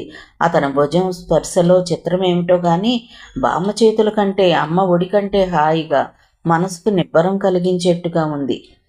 సుకుమారి, సుకుమారి! ఎవరో నన్ను బాగా తట్టి లేపి కుదుపుతూ పిలిచారు. నిద్రలో కూరుకుపోయి ఏ లోకంలోనూ ప్రశాంతంగా యోగ సమాధిలో ఉన్నట్టుగా గాఢ నిద్రలో ఉన్న నేను బరువుగా ఉన్న కనురెప్పల్ని బలవంతంగా, అయిష్టంగా, విసుగ్గా తెరిచాను. ఎదురుగా బ్రహ్మి నిలబడున్నాడు. లేస్తావా? 12 గంటలైంది. రాత్రి నుంచి నువ్వేం తినలేదు. కొంచెం కాఫీ అయినా తాగి మళ్ళీ పడుకుంది గాని. మొట్టమొదట నాకు నేను ఎక్కడున్నానో అర్థం కాలేదు. బ్రహ్మిని చూడగానే ఆనందమేసింది. నవ్వాను. నేనెక్కడున్నాను? గదిలో సామాను, గది గోడలు చూస్తూ అడిగాను. నా గదిలో. అతను చిరునవ్వుతో సమాధానం చెప్పాడు. నీ గది ఎక్కడుంది? హైదరాబాదులో. అలాగా, సరే. నేను మళ్ళీ పక్కకు తిరిగి నిద్రపోబోతుంటే అతను చెయ్యి పట్టి లాగి లేవదీసి బలవంతంగా కూర్చోబెట్టాడు. లేచి మొహం కడుక్కో, నిద్రొస్తోంది. మంచిదానివి కదూ. నువ్విలా కొయ్యి మొద్దులా కదలిక లేకుండా నిద్రపోతుంటే నాకు నువ్వు నిద్రపోతున్నావో నీరసంతో కళ్ళు మూతలు పడుతున్నాయో అర్థం కాక కంగారుగా ఉంది. మంచి అమ్మాయిలా లేచి మొహం కడుక్కుని కాఫీ తాగి మళ్ళీ పడుకో. నేను బలవంతంగా లేచి కూర్చున్నాను. ఒళ్ళు విరుచుకున్నాను. ముక్కు లేక పీల్చాను. జలుబు చేసిందా అన్నాడు, పేస్ట్ బ్రష్ మీద తెచ్చి నాకిస్తూ. అన్నాను. లేవబోయి హఠాత్తుగా కూర్చుని దుప్పటి కప్పుకున్నాను. ఇదేమిటి? ఈ లుంగి, ఈ షర్టు, ఈ అవతారం ఏంటి? నా చీర జాకెట్ ఏమయ్యాయి? నువ్వు లేచి బట్టలు మార్చుకో. అదిగో అక్కడ అమ్మ చీర జాకెట్ ఉన్నాయి, వేసుకో అన్నాడు. నేను వెళ్ళి ముందు బట్టలు మార్చుకున్నాను. అద్దంలో చూసుకుంటూ పళ్ళు బ్రష్ చేసుకుంటుంటే అప్పుడు మెల్లిగా గుర్తొచ్చింది. నేను ఇంట్లోంచి పారిపోవడం, కాలువ ఈది ఉతల ఒడ్డుకు రావడం, తడి బట్టలతో ప్రయాణం. నా జుట్టంతా విప్పుంది. ఓ, జుట్టులోకి వేళ్ళు పోనిస్తూ అనుకున్నాను. వెంటనే వెనక్కి తిరిగి అక్కడ బ్రహ్మి లేడు. ఇదేమిటి, దెయ్యంలా మాయమైపోయాడు? బ్రహ్మి! బిగ్గరగా అరుస్తూ ఇల్లంతా పరిగెత్తాను. ఏమిటి? వంటింట్లోంచి వినిపించింది. నేను వంటింట్లోకి పరిగెత్తాను. బ్రహ్మి అక్కడ కాఫీ కలుపుతున్నాడు. రాత్రి నేను కాలవీధొచ్చానా లేక కలగన్నానా? కలగన్నావు. త్వరగా మొహం కడుక్కుని కాఫీ తాగుదుగానరా అన్నాడు. నేను మళ్ళీ వాష్ బేసిన్ దగ్గరకు పరిగెత్తాను. కొద్దిసేపు అయిన తర్వాత మేమిద్దరం ఒకరికెదురుగా ఒకరం కూర్చుని నేను మంచం మీద కాఫీ తాగుతూ మాట్లాడుతుంటే బ్రహ్మి అన్న పెట్టె మీద కూర్చుని గోడ కానుకుని చేతులు కట్టుకుని నేను చెప్పే ప్రతి మాట అత్యంత శ్రద్ధగా వింటున్నాడు. ఇప్పుడు చెప్పు, ఇలా పారిపోయి రావడం తప్పంటావా? బామ్మ ఆ ఇల్లే నాకు జీవితాంతం ఉండాల్సిన ఇల్లు అంది. నాకు ఇష్టం లేదు. నేను ఆ నరకం నుంచి పారిపోయి వచ్చేశాను. నా అదృష్టం కొద్దీ నువ్వు వచ్చావు. నువ్వు రాకపోయినా పారిపోయేదాన్నే. ఇప్పుడు నీ దగ్గరకు వచ్చి ఇలా హాయిగా మంచం మీద కూర్చుని కాఫీ తాగుతూ నా కష్టాలు చెప్పుకుంటున్నాను. అప్పుడైతే ఏ రైల్వే స్టేషన్లో బెంచీ మీదనో దిక్కులేనట్టు కూర్చుండిపోయేదాన్నేమో. మై గాడ్ అన్నాడు బ్రహ్మి. నువ్వే చెప్పు, నే చేసిన పని తప్పు అంటావా? నేను ఇప్పుడేం చెప్పలేను సుకుమారి. మీ బామ్మకి నువ్వు ఇక్కడ క్షేమంగా ఉన్నట్టు టెలిగ్రామ్ ఇస్తాను. అతను లేవపోయాడు. నేను ఒక్క ఉదుటిన మంచం మీద నుంచి ఉరికి అతని చొక్కా గట్టిగా పట్టుకున్నాను. ఎర్రబడిన కళ్ళతో చూస్తూ ఏమన్నావు? బామ్మకి టెలిగ్రామ్ ఇస్తావా? జన్మలో ఆ పని చేయడానికి వీల్లేదు. ఎక్కడున్నానో ఆవిడికి తెలియడానికి వీల్లేదు. టెలిగ్రామ్ ఇస్తానని అన్నావా, నేను చంపేస్తాను. నా బెదిరింపులకి అతనేం భయపడలేదు. నువ్వెక్కడున్నావో తెలియకపోతే కంగారు పడతారు. పడని, బాగా పడిని. ఇంకా ఇంకా కంగారు పెట్టే పనులు ఎన్నైనా ఉంటే చెప్పు, వెంటనే చేసేస్తాను. నాకిప్పుడు ఒక్కటే కోరిక, మా బామ్మను ఏడిపించే పనులు చెయ్యాలి. సిల్లీగా మాట్లాడకు. సరే, టెలిగ్రామ్ ఇవ్వను, సరేనా అన్నాడు. ఒట్టువేయి. చెయ్యి చాచాను. అతని చెయ్యి నా చేతిలో ఉంచాడు. నా తల మీద, అతని చెయ్యి నా తల మీద ఆనించుకున్నాను. ఇంతలో ఎవరో తలుపు తట్టారు. నేను గబాలన బ్రహ్మీని వదిలి కంగారుగా బాత్రూంలోకి పరిగెత్తి తలుపులు బిగించుకున్నాను. మామగారు అనే రాక్షసుడు వెళ్తు పట్టుకుని వచ్చేశాడా? అయిపోయింది నా పనిక. నేను సంబరపడిపోయినంత ఆనందం కాస్తసేపేనన్నమాట. చెవులు రెక్కించి ఆయన కంఠధ్వని వినసాగాను. కానీ వేరే వాళ్ళ కంఠం వినిపించింది. నాకు అమ్మయ్య అనిపించింది. వాళ్ళు కాసేపు మాట్లాడి వెళ్ళిపోయారు. బ్రహ్మి వచ్చి తలుపు తట్టాడు. నేను యువతలకు వచ్చాను. అతను నన్ను లోపల ఉంచి క్యారేజ్ తీసుకుని హోటల్కి వెళ్ళాడు. బయట తాళం వేసి కిటికీలోంచి తాళం చెవులు నాకివ్వమన్నాను. బ్రహ్మి అలాగే ఇచ్చాడు. నేను అతను వచ్చేసరికి స్నానం చేసి బట్టలు మార్చుకుని జడ వేసుకున్నాను. అత్తయ్య పెట్టె, బట్టలు, దండెం మీద చీరలు, వంటగదిలో ఆవిడ దేవుడి పటాలు అన్నీ ఇక్కడే ఉన్నాయి. బ్రహ్మి క్యారియర్ తెచ్చాడు. నేను కిటికీ రెక్కల సందులోంచి చూసి కిటికీ తాళం తీసి ఇచ్చాను. బ్రహ్మి మా ఇద్దరికి ప్లేట్లు పెట్టి అన్నం వడ్డించాడు. అత్తయ్య ఇక్కడే ఉందా అడిగాను. అతను తలూపాడు. ఊళ్ళోనే, మా బంధువులు పిన్నివారసు అవుతుంది. వాళ్ళ ఇంట్లో పెళ్ళి, అక్కడికి వెళ్ళింది, రేపు వచ్చేస్తుంది. అత్తయ్య రాగానే నన్ను బామ్మ దగ్గరకు పంపమంటే నాకు కూర వడ్డిస్తున్న అతను క్షణం ఆగాడు. కళ్ళెత్తి నా వైపు చూడకుండానే చెప్పాడు, చూడు, ఈ ఇంట్లోంచి నువ్వు మళ్ళీ బయటకు వెళ్ళడం అంటూ వస్తే అది నీ ఇష్టంతోనే నువ్వు వెళ్ళడమే తప్ప ఇంకొకరి వల్ల కాదు, సరేనా? నాకు ఏడుపు వచ్చేసింది. అతను అలా అంటుంటే మోకాళ్ల మీద కూలబడి అతన్ని కాళ్ళు కౌగిలించుకోవాలనిపించింది. నా మనసుకి అతని మాటలు ఎంత ధైర్యాన్ని ఇచ్చాయో చెప్పలేను. ఏడవకు సుకుమారి, నిన్ను బాధ పెట్టేది ఏది ఇక్కడ జరగదు అన్నాడు. నేను కన్నీళ్లు తుడుచుకున్నాను. అతను చెప్పసాగాడు, నువ్వు ప్లేట్లు తుడుస్తూ చెప్పిన మాటలు నిజమేనా, లేక నన్ను ఏడిపించడానికా అనుకున్నాను. వాళ్ళని కారులో వెళ్ళిపోమ్మని, నాకు పక్క ఊర్లో పని ఉందని అన్నాను. మేము కంపెనీ పని మీద మద్రాసు వెళ్ళి 4 రోజులుండి అక్కడి నుండి వస్తున్నాం. మీ ఇంటికి వస్తున్నానని తెలిసింది. నిన్ను చూడొచ్చు కదా అనుకున్నాను. నీ పెళ్లికి రావడానికి మీ బామ్మ శుభలేఖ పంపలేదు. ఆవిడకి మేము రావడం ఇష్టం లేదు. నువ్వు కనిపించలేదు. చూడడం పడలేదు అనుకున్నాను. వెళ్లే లోపల ఒక్క సెకనైనా నిన్ను చూడాలని, నీతో మన మధ్య స్పర్ధలు వద్దని, అవన్నీ పెద్దవాళ్లకేనని, మనం ఎప్పటికీ స్నేహితులమేనని చెబుదామని నా తాపత్రయం. నేను అటూ ఇటూ తిరుగుతూ తారట్లాడుతున్నాను. ఆ పనిపిల్ల తాయారు కనిపిస్తుందేమోనని అటొచ్చాను. అసలు నువ్వు ఈ ఇంట్లో ఉన్నావా లేదా అని అనుమానం వచ్చింది. ఎంతలో నువ్వు కనిపించావు. స్టేషన్ దగ్గర వెయిట్ చేస్తున్నానే కానీ నువ్వు వస్తావో రావో అని. నువ్వు వచ్చిన పద్ధతి చూసి నాకు మతిపోయింది. హైదరాబాదులో దిగిన తర్వాత నిద్రపోయి లేవు. ఒక విధంగా నడుం చుట్టూ చెయ్యి వేసి బలవంతంగా నడిపించుకుంటూ తీసుకొచ్చాను. ట్యాక్సీ అతనికి అనుమానం వచ్చింది. మోర్చరోగి అని చెప్పాను. అతను చెబుతుంటే నేను విరగబడి నవ్వసాగాను. అతను నాకు పెరుగొడ్డించాడు. ఎన్ని రోజుల తర్వాత ఎంత హాయిగా కడుపు నిండా తృప్తిగా భోజనం చేస్తున్నట్లుంది నాకు. ఇంతలో మళ్ళీ తలుపు ఎవరో తట్టారు. నేను మళ్ళీ లేచి పరిగెత్తి బాత్రూంలో దూరి తలుపేసుకున్నాను. రావేణు అంటున్నాడు బ్రహ్మి. ఇదేమిటో, సామాను ఇక్కడ పెట్టిన శబ్దం వినిపించింది. ఇదేమిటి, ఇంకెవరో భోజనం చేస్తున్నారు. నా ఫ్రెండ్ శ్రీను ఊరు నుంచి వచ్చాడులే. ఏడి? బాత్రూంలో ఉన్నాడు. బ్రహ్మి, చాలా ఇబ్బంది వచ్చిందిరా. మా ఇంటాయన వాళ్ళ కూతురు వస్తుందని రూమ్ ఖాళీ చేయమన్నాడు. ఇక్కడికి వచ్చాను. నీ రూమ్లో ఒక 10 రోజులు ఉంటాను. డోంట్ వర్రీ, అద్దె షేర్ చేసుకుంటాలే. ఆంటీ ఎక్కడా? ఆంటీ ఆంటీ, ఆకలి, నాకు అన్నం పెడతావా? అమ్మ లేదురా, పెళ్ళికి వెళ్ళింది. అలాగా? ఏమిటి, మీ భోజనాలు అయ్యాయా? కాస్త అన్నం, ఈ కూరలున్నాయిగా, నాకు చాలు. అతను కూర్చుని భోజనం చేస్తూ వాళ్ళ కంపెనీ కబుర్లేవో చెబుతున్నాడు. త్వరగా కానీ, నేను ఒక చోటుకు వెళ్ళాలి అన్నాడు బ్రహ్మి. అయిపోయింది. నీ ఫ్రెండ్ ఏంటి బాత్రూంలోంచి అంతకి బయటికి రాడు అన్నాడు అతను. బ్రహ్మి దానికి జవాబు చెప్పలేదు. వేణు రా, నేను అర్జెంటుగా వెళ్ళాలి. కాస్త లిఫ్ట్ ఇవ్వాలి నువ్వు. నేనా? ఇప్పుడు నా వల్ల కాదు. అయితే నీ సామాన్ తీసుకుని పో, గది పోను. ఏమైందిరా బ్రహ్మి, అంత చిరాగ్గా ఉన్నావు? ఎప్పుడు ఇట్లా అనేవాడివి కాదే. పద తండ్రి, లిఫ్ట్ ఇస్తాను. వాళ్ళు బయటికి వెళ్ళిపోయారు. నేను యువతలకు వచ్చాను. కొద్దిసేపు అయిన తర్వాత బ్రహ్మి వచ్చాడు. పెళ్లి నుంచి అత్తయ్య వచ్చింది. బ్రహ్మి గడ్డం చేసుకుంటున్నాడు. వీధి తలుపు చప్పుడైంది.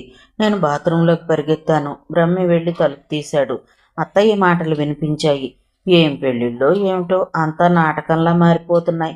ఆ పెళ్లి కొడుక్కి ఈ తతంగం అంతా ఇష్టం లేదట. పిలిచే వాళ్ళకి విసిగే, వచ్చే వాళ్ళకి చిరాకే. భోజనాలు ఎంత దరిద్రంగా పెట్టారని అత్తయ్య గొంతు వినగానే నాకు ఆనందంగా అనిపించి తలుపులు తీసుకొని వచ్చాను. బాగున్నావా అత్తయ్య? పలకరించాను. ఆవిడ వెనక్కి తిరిగి నన్ను చూసి ఆశ్చర్యపోయింది. ఇదేమిటి అంది. సుకుమారి మొన్నొచ్చిందమ్మా అన్నాడు బ్రహ్మి. బాగున్నావా అత్తయ్య? పెద్దరకం తెచ్చుకుని మళ్ళీ పలకరించాను. ఆ దేవుడు పుణ్యమా అని బానే ఉన్నాం. ఆవిడ ముక్తసరిగా అని వంటింట్లోకి వెళ్ళిపోయింది. తర్వాత కూడా నేను పలకరించపోతే ఆవిడ విననట్టే, నన్ను పట్టించుకోనట్టే వెళ్ళిపోయింది. ఆవిడ నాకు అన్నం పెట్టలేదు, బ్రహ్మియే పెట్టాడు. అమ్మకి తలనొప్పిగా ఉందట, పడుకుంది, మనం తిందాం అన్నాడు. అత్తయ్యకి తలనొప్పి ఎందుకు వచ్చిందో నాకు తెలుసు. నేను రావడం, ఇక్కడ ఉండటం ఆవిడకి తలనొప్పిగా ఉంది కదూ. సుకుమారి, నా మాట వింటావా అన్నాడు. వింటానన్నట్టుగా తలూపాను. నువ్వు అనవసరమైన విషయాలు ఆలోచించడం మాని అన్నాడు. అతని కంఠం చాలా స్నేహపూరితంగా ఉంది. ఆ మర్నాడు నేను బాత్రూంలో స్నానం చేసి యువతలకు వచ్చేసరికి దొడ్లో అత్తయ్య, బ్రహ్మి కంఠాలు లేపకుండానే మాట్లాడుతూ ఘర్షణ పడుతున్నారు. నీకేమైనా మతిపోయిందట్రా? ఆ అమ్మాయి సంసారం బాగా లేకపోతే నువ్వు ఉద్ధరిస్తావా? రేపు ఆ అన్నపూర్ణమ్మ గారికి తెలిస్తే మనల్ని చీల్చి చెండాడుతుంది. నువ్వే ఆ పిల్లని తీసుకొచ్చేసావంటుంది. అనని అమ్మ, నాకేం భయం లేదు. వాళ్ళు మనల్ని అంత అవమానం చేశారు. పెళ్లి చేస్తావని మభ్యపెట్టి అవతలకు తరిమేశారు. అయినా అది నీకు గుర్తులేదా? అది పెద్దవాళ్ళ అభిప్రాయ భేదం, మాకు సంబంధం లేదమ్మా. మనకంటే డబ్బుగల కుటుంబంలో ఇవ్వాలి అని ఆవిడ అనుకుంది. అది ఆవిడిష్టం. నువ్వు ఆ అమ్మాయి ముఖం చూడగానే అన్నింటినీ సరిపెట్టుకుంటున్నావు. ఒరే, వాళ్ళు చేసిన అవమానం నువ్వు మర్చిపోయినా నేను మర్చిపోలేను.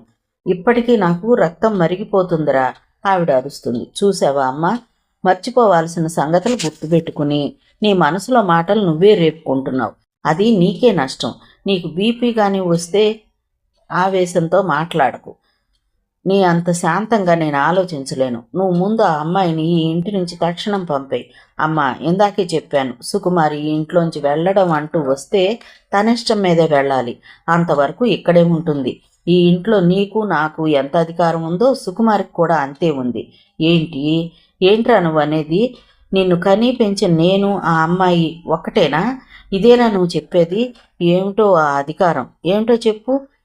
అమ్మా, నువ్వు నన్ను కనీ పెంచావు నిజమే. కానీ నేను చదువుకున్న ఈ చదువు, ఇప్పుడు చేస్తున్న ఈ ఉద్యోగం, మనం నిశ్చింతగా ఉంటున్న ఈ ఇల్లు, ఈ భోజనం అంతా ఆ అమ్మాయి చలవేనమ్మా. ఆ అమ్మాయి మూలంగానే అన్నపూర్ణమ్మ గారు నాకు చదువు చెప్పించింది.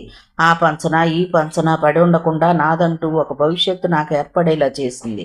ఆమె ఏదో చెయ్యలేదనే అసంతృప్తి పడి ద్వేషించే కంటే ఆమె చేసిన మేలు గుర్తుపెట్టుకుని గౌరవించడం మంచిది కదమ్మా. ఏంటో నీ మాటలే నాకు అర్థం కావడం లేదు. సుకుమారి కనిపించేసరికి మారిపోయావు నువ్వు. ఉన్నమాట గుర్తు చేస్తే ఒప్పుకోలేక అన్యాయంగా ఇంకొకరి మీద నిష్ఠూరం ఎందుకు వేస్తావమ్మా? ఏంట్రా నీ ఆశ? ఆ అమ్మాయిని పెళ్లి చేసుకుందామనా? ఛీ, ఎందుకమ్మా అలా తొందరపడి మాటలనేస్తావు? మేమిద్దరం స్నేహితులమమ్మా. స్నేహితుడికి కష్టం వస్తే ఇంకో స్నేహితుడు ఆదుకుంటాడు. నేను ఇప్పుడు అదే పని చేస్తున్నాను. సుకుమారి ఒకవేళ ఆవేశపడి అత్తవారింట్లోంచి వచ్చేసిందేమో. రేపు మనం నచ్చ చెప్తే అత్తవారింటికే వెళుతుందేమో. వెళ్తానంటే నేను ఆనందంగా తీసుకువెళ్ళి దించేసి వస్తానమ్మా. ఎందుకురా ఈ గోలంతా నీకు? అదిగో మళ్ళీ మొదటికొస్తున్నావు నువ్వు. ఒరే బ్రహ్మే, నువ్వెన్ని చెప్పినా నా మనసు శాంతించదురా. మనకు వాళ్ళు చేసిన అవమానం ఈ జన్మలో మర్చిపోలేను. అవమానం చేసింది అన్నపూర్ణమ్మ గారు, సుకుమారి కాదు. ఎంత బాగా వెనకేసుకొస్తున్నావు. ఇదిగో ఒక్క మాట తేల్చేయి. ఈ ఇంట్లో నేనైనా ఉండాలి, ఆ అమ్మాయి అయినా ఉండాలి. నువ్వు ఇంత హఠం ఎందుకు చేస్తావమ్మా? బ్రహ్మి కంఠం బాధగా ఉంది. వాళ్ళంటే నాకు పడదు కాబట్టి. చెప్పు, ఆ అమ్మాయిని ఎప్పుడు పంపిస్తున్నావు? ఆవిడ నిలదీసింది. సుకుమారి ఈ ఇంట్లోనే ఉంటుంది, ఇందాకే చెప్పాను. ఏ అధికారంతో పెళ్ళైన పిల్లని అట్టి పెట్టుకుంటావురా? ఒక స్నేహితుడిగా అని ఇందాకే చెప్పాను. అందరూ కూడైకొస్తారు, కూయనే, నాకేం సంబంధం లేదు. అతను ఇంట్లోంచి వెళ్ళిపోయాడు. అత్తయ్య బట్టలు తీసుకుని సర్దుకుంటూ ఏడుస్తుంది. నేను భయంగా దిగులుగా దగ్గరకు వెళ్ళి చేతులు జోడించాను. అత్తయ్య, నేను ఎక్కువ రోజులు ఉండను, త్వరలోనే వెళ్ళిపోతాను. నా అర్థింపు ఆవిడని కరిగించలేదు. నువ్వు ఆ మాట గుర్తుపెట్టుకుని ఎంత త్వరగా వెళ్ళిపోతే అంత త్వరగా నా కొడుకును ఉద్ధరించిన దానివవుతావు. మా బ్రతికేదో మేము మూలకొచ్చి బతుకుతున్నాం. మా దగ్గరకొచ్చి మళ్ళీ మమ్మల్ని ఎందుకు బజారు పాలు చేస్తావు? నువ్వు ఈ ఇంట్లోంచి వెళ్లే వరకు నేను ఈ ఇంటికి రాను అంటూ ఆవిడ బయటికి వెళ్ళిపోయింది. 2 వారాలు గడిచాయి. బ్రహ్మికి నేను గుండెల మీద కుంపట్లా తయారయ్యాను. ఇన్నాళ్ళు నేను బ్రహ్మి నా స్నేహితుడిగా ఉన్నాడు కదా అని చాలా ధైర్యంగా ఉన్నాను. అతనేమో బామ్మ వస్తే సమాధానం చెప్పకుండా బయటికి వెళ్ళిపోతాడేమో, బామ్మ రాకుండా ఉంటుందా, నా ఆచూకీ ఆవిడ ఎలాగోలా తెలుసుకుంటుంది. ఆ రాత్రి ఇద్దరం భోంచేస్తున్నాం. ఆలోచిస్తున్నాను. ఏంటి ఆ తిండి అన్నం కెలుగుతున్నావు? బ్రహ్మి మందలించాడు. నేను చచ్చిపోవటమే మార్గమేమో అన్నాను. పిచ్చిగా మాట్లాడకు, కసిరాడు అతను. అతను అలా కసురుతుంటే నా మనసు చివుక్కుమంది. బ్రహ్మి మారిపోయాడు. ఇదివరకులా లేడు. నేను నవ్వుతూ వీపు మీద నీళ్లు చల్లితే, ఇదిగో చిన్నపిల్లలా చేయకు, నువ్వు ఇప్పుడు పెద్దదానివయ్యావు, బుద్ధిగా ఉండాలి అన్నాడు. ఇంకోసారి ఏదో చెబుతూ పక్కన కూర్చుని అతని మెడ చుట్టూ చెయ్యి వేస్తే చెయ్యి విడిపించుకుని వెళ్ళి అలా సోఫాలో కూర్చో అన్నాడు. ఎందుకు కూర్చోవాలి? నేను కూర్చోను అన్నాను మొండిగా. నేను నీ దగ్గర కూర్చుంటా, అసలు నీ మీదే కూర్చుంటా. అతని మెడ చుట్టూ చెయ్యి వేసి ఒడిలో కూర్చోబోతుంటే అతను ఆపేసి అక్కడి నుంచి తనే దూరంగా వెళ్ళిపోయి కూర్చున్నాడు. నేను వెళ్ళి పక్కన కూర్చోబోతుంటే చెయ్యి చాచి వారిస్తూ సీరియస్గా, ప్లీజ్ 10 సార్లు చెప్పించుకోవద్దు అన్నాడు. ఎందుకని? అతనికి ఎదురుగా నిలబడి నడుం మీద చేతులు ఉంచుకుని అడిగాను. నాకు ఇష్టం ఉండదు అంతే అన్నాడు పుస్తకం చూస్తూ. నాకు ఒళ్ళు మండిపోయింది. ఏడుపు వచ్చింది అతని తిరస్కారానికి. ఇదివరకు ఎన్నడూ లేని బాధ వేయసాగింది. ఎందుకంటే ఇప్పుడు నేనేం చెయ్యలేను అతన్ని. ఇదివరకు అయితే మీదపడి రక్కేదాన్ని, కొరికేదాన్ని. ఇప్పుడు ఆ పరిస్థితులు తారుమారయ్యాయి.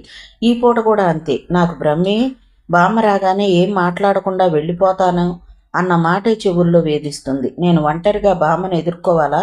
నాకు ఏడుపు వచ్చేసింది. దుప్పటి నిండా ముసుగు పెట్టుకుని వెక్కి వెక్కి ఆడవసాగాను. ఏడుపు తడాకా అంటే ఏమిటో నాకు తెలియటం అదే మొదటిసారి. కొంచెం సేపు అయిన తర్వాత బ్రహ్మి పిలిచాడు. ఏమిటిది? నా ఏడుపు ఇంకా ఎక్కువైంది. నిన్నే ఏమిటి అన్నాడు. నేను మాట్లాడలేదు. అతను ముసుగు తీయబోతుంటే నేను అతని చేతులు తోసేసి దుప్పటి ముఖం మీదకి ఇంకా లాక్కున్నాను. అతను నా చేతులతో పెనుగులాడి దుప్పటి తీసేశాడు. నేను అప్పటికే బాగా ఏడుస్తున్నాను. నా పక్కటెముకలు ఎగిరెగిరి పడుతున్నాయి. అతను వెంటనే నన్ను చెయ్యి పట్టి లాగి కూర్చోబెట్టాడు. ఏంటిది అన్నాడు. నాకు పిచ్చి పట్టిందన్నాను. అలా అంటావు? ఉన్న సంగతే అన్నాను. అతను నన్ను తన పక్కన కూర్చోవద్దని నా తిరస్కారం గుర్తొచ్చింది. కొద్దిసేపు అయింది. అతను పిలిచాడు. సుకుమారి. ఆ కంఠం ఎంతో మృదువుగా ఉంది. సుకుమారి త్వరలోనే చచ్చిపోతుందిలే, అందరూ హాయిగా ఉండండి అన్నాను. అతను మంచం మీద కూర్చున్నాడు. నేను ఆవిడ దూరం జరిగినట్టు గోడకు జరిగి కూర్చున్నాను. నా పక్కన నువ్వేం కూర్చోనక్కర్లేదు. నేను ఇప్పుడు చిన్నపిల్లను కాదు, పెద్దదాన్ని అయిపోయానుగా అన్నాను. అదే ఆ సంగతి అన్నాడు. ఆ తర్వాత నా చెయ్యి అందుకున్నాడు. 2 చేతుల్లో పెట్టుకుని, ఇలాంటివి నాకు గెట్టవు అన్నాను కసిగా. ఇంకా ఏమైనా ఉన్నాయా అనాల్సినవి అన్నాడు. నేను రానని పెనుగులాడుతున్నా అతని దగ్గరకు తీసుకుని నా తలను ఒడిలోకి వంచి పడుకోబెట్టి వీపు మీద చెయ్యి వేసి నిమురుతూ చెప్పాడు. నీతో వచ్చిన చిక్కు ఏంటంటే ఎంతసేపు నీ విషయమే నువ్వు ఆలోచించుకుంటావు. ఎదుటివారి కష్టనిష్ఠూరాలేంటో పట్టించుకోవు. నేను ఎంత యాతన పడుతున్నానో నీకు అర్థం కాదు. మీ బామ్మ వస్తే నేనేం చెయ్యలేనేమో. నిన్ను వాళ్ళు తీసుకువెళ్తుంటే చూస్తూ ఊరుకోవాల్సి వస్తుందేమోనని నాకు చాలా కంగారుగా ఉంది. ఆ ఆలోచనే నన్ను తినేస్తుంది. నువ్వు చెప్పిన మాటలను బట్టి నువ్వు ఇక అత్తవారింట్లో ఉండవని, పారిపోవడానికి ఏదైనా చేస్తావని నాకు అర్థమైంది. ఇది వాళ్ళు అర్థం చేసుకోరు, అది నా బాధ. నాకు భయం వేస్తుంది. అతని నడుం చుట్టూ చేతులు బిగిస్తూ అతని పొట్టలో ముఖం దాచుకుని అన్నాను. బామ్మ వస్తే నన్ను తీసుకెళ్ళిపోతుంది. బామ్మకి నువ్వు నచ్చ చెప్పుకో. అది నా వల్ల కాదు. నేను మళ్ళీ ఏడవసాగాను. అతను నా తలని మురుతూ చెప్పాడు. చూడు, మనిషికి బాధలు వస్తే 2 పనులు చేయాలి. ఒకటి, చేతనైతే ఎదురు తిరిగి పోరాటం. మనకెవ్వరూ తోడు ఉండరు. ఒంటరిగానే ఆ భయంకరమైన పోరాటం సాగించాలి. అది చేత కాదనో ఆ బాధలు కిమ్మనకుండా భరించాలి. ఏడుస్తూ కూర్చుంటే తలనొప్పి రావడం, కళ్ళు వాయడం మినహా ఇంకేం లాభం లేదు. నేను కన్నీళ్లు తుడుచుకున్నాను. అతని మాటలు మనసుకు కాస్త ఊరటని, శాంతిని కలిగించాయి. అతను అన్నాడు, నేను కూడా ఇదే ఆలోచిస్తున్నాను. నువ్వు అటు అత్తవారింటికి, ఇటు మీ బామ్మ దగ్గరికి వెళ్ళనని అంటున్నావు. నా దగ్గర ఎన్నాళ్ళుంటావు? నీ కాళ్ళ మీద నువ్వు నిలబడాలి. మొదలెట్టావు లెక్చర్లు, చూసావా? నువ్వు అప్పుడే నన్ను ఎలా వదిలించుకోవాలా అని చూస్తున్నావు. నా కాళ్ళ మీద నేను ఇప్పుడు నిలబడలేనా? నీ కాళ్ళ మీద నన్ను మోస్తున్నట్టు మాట్లాడుతున్నావు. నేను ఇప్పుడే వెళ్ళిపోతాను. నా భారం ఎవరికి వద్దులే. నాకేమిటో పిచ్చి ఆవేశం వచ్చేసింది. నేను మంచం దిగి వెళ్ళిపోతుంటే బ్రహ్మి వెంటనే వచ్చి బలవంతంగా చేయి పట్టి ఆపేశాడు. నేను రాను. ఇంకో 2 రోజులుంటే నువ్వు నన్ను ఇక వెళ్ళు అని గెంటుతావు. నాకు అర్థమైందిలే. నా మూలంగా నా చీరలకి, నా భోజనానికి చాలా ఖర్చు పెట్టావుగా. నేను చేతులు గాజులు తీసి అతని మీద పడేశాను. ఏం చేయాలో తెలియక. నీ దగ్గరకు వచ్చేసాను కానీ నేను ఎప్పుడు నీ దగ్గరే ఉంటానని అన్నానా చూపుడు వేలు చూపించాను. అతను అనలేదు అన్నట్టు చూశాడు. నేను నీ మెడకి గుదిబండ అయ్యాను కదూ, ఈ గదికి నీ ఫ్రెండ్స్ ఎవ్వరూ రాకటానికి లేకుండా పోయింది. అబ్బా, నీ మాటలు ఆపుతావా? అతను పళ్ళ బిగునన్నాడు. అతను నేను వెళ్ళిపోతుంటే ఒక రకంగా చాలా బలవంతంగా లోపలికి తీసుకువచ్చి మంచం మీద కోలేసి వెళ్ళి తలుపేసి వచ్చాడు. నేను చేతుల్లోకి తలదించుకుని ఏడుస్తూ అన్నాను, అవునులే, నా రోగం బాగా కుదిరింది. నువ్వేమనుకుంటున్నావో నాకు తెలుసు. నిన్ను ఎప్పుడూ ఏడిపించి నేను పకపకలాడేదాన్ని. అమ్మ ఎప్పుడు అట్లా చేస్తే పాపం వస్తుంది అని కేకలేసేది. ఇప్పుడు ఆ పాపం నేను అనుభవిస్తున్నాను. నేను 1000 రెట్లు ఏడ్చేలా భగవంతుడు చేశాడు. అదేగా నీ సంతోషం? ఛీ, నువ్వెంతెంత ఆలోచనలు చేస్తున్నావని నాకు తెలియదు సుమా. అతను కూర్చుని నా తలను దగ్గరకు తీసుకున్నాడు. నువ్వెప్పుడు నవ్వుతూ నన్ను ఏడిపిస్తూనే ఉండాలి. అదే నాకు ఆనందం. నువ్వు ఏడవకూడదు. నేను సాయంత్రం ఓ చోటుకి వెళ్ళొచ్చాను అన్నాడు. ఎక్కడికి? పోలీస్ స్టేషన్కా? ఇక్కడ ఉన్నానని చెప్పొచ్చావా? కోపంగా అడిగాను. అతను నా వైపు క్షణం సేపు మౌనంగా చూశాడు. అతని కళ్ళల్లో వేదన, బాధ కనిపించాయి. తమాయించుకుని అన్నాడు, కాదు, నేను సునీత అనే అమ్మాయికి ట్యూషన్ చెప్తాను. అతను గాజులు తీసి నా చేతులకు ఎక్కిస్తూ చెప్పాడు. ఆ అమ్మాయికి తల్లిదండ్రులు లేరు, యాక్సిడెంట్లో పోయారు. మేనత్త ఒక్కతే ఉంది. ఆవిడికి ఎవ్వరు లేరు. ఆవిడ పేరు అనసూయమ్మ గారు. ఆవిడ మాట కఠినం, మనసు మంచిది. వాళ్ళింట్లో నిన్ను అట్టె పెట్టుకోమని అడిగాను. నీ సంగతి చెబితే ఆమె నిన్ను వెంటనే తీసుకురమ్మన్నారు. నువ్వు ఆవిడ దగ్గర ఉంటే నాకు ధైర్యంగా ఉంటుంది. మీ బామ్మ ఆ దేవుడి దిగొచ్చినా నిన్ను ఆవిడ దగ్గర నుంచి తీసుకెళ్లలేరు. ఆవిడికి అంత పలుకుబడి ఉంది. వాళ్ళు నీకు అంత బాగా తెలుసా? ఏడుపు మర్చిపోయి అడిగాను. నాకు బాగా తెలుసు. ఆమెకి ఏమైనా పనులుంటే నేనే చేసి పెడుతూ ఉంటాను. ఆమె నన్ను చాలా అభిమానంగా చూస్తారు. నువ్వంటే వాళ్ళకి ఇష్టమా? అదేమో నాకు తెలియదు. నేను వెళ్తాగా, నేను తెలుసుకుంటాలే. సునీతకి ఎంత వయసు? అతను వెంటనే చెప్పలేకపోయాడు. క్షణం ఆలోచించి, దాదాపు నీ వయసే ఉండొచ్చు. అవును, అంతే ఉంటుంది అన్నాడు. నేను ఆ రాత్రి ఆలోచనలో పడ్డాను. నా విషయం, నా బాధలు. ఆ తర్వాత బ్రహ్మికి సునీత్ అంటే ఇష్టముందా? అది మొదట తెలుసుకోవాలి అని నేను అనుకోసాగాను. నేను అనసూయమ్మ గారి ఇంటికి వెళ్ళడానికి అంగీకరించాను. 1, నాకు ఆశ్రయం దొరుకుతుంది. 2, ఆ సునీత సంగతి ఏమిటో తెలుస్తుంది. మిగతా కథ తరువాతి భాగంలో చూద్దామండి. కథ విన్నందుకు ధన్యవాదాలు. ఈ నవల మీకు నచ్చితే ఒక లైక్ చేయండి, షేర్ చేయండి, నా ఛానల్ని సబ్స్క్రైబ్ చేసుకోండి, నన్ను సపోర్ట్ చేయండి.